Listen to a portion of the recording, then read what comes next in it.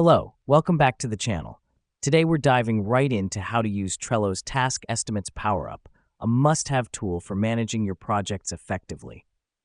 First things first, let's make sure we've got the Power-Up enabled. Head over to your board, click on Show menu, then Power-Ups. Search for Task Estimates and click Add. This is the foundation of our setup, enabling us to add estimated times to tasks, which is key for effective project management. Now that we've done that, it's time to add estimates to our tasks. Click on a card to open it, then look for the Task Estimates button on the right-hand side. Click it and input the estimated time required to complete the task. This helps us because it allows us to allocate resources appropriately and keep track of how our project is progressing.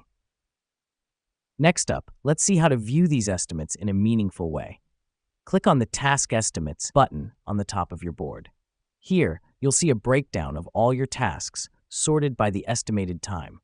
This crucial step gives us an overview of the project, helping us identify potential bottlenecks and areas that might require extra attention. Finally, it's time to update our estimates as we progress with our tasks.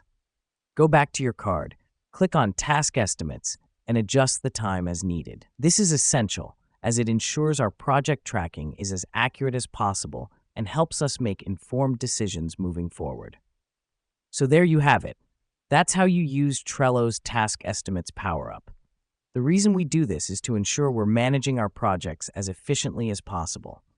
Remember, task estimates are not set in stone. They're there to guide you and should be updated as needed.